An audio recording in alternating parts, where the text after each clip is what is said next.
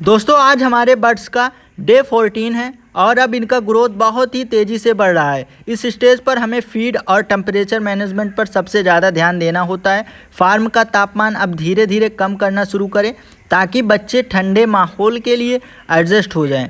और पानी में विटामिन प्लस इलेक्ट्रोलाइट्स देना ज़रूरी है जिसमें स्ट्रेस कम हो जाए।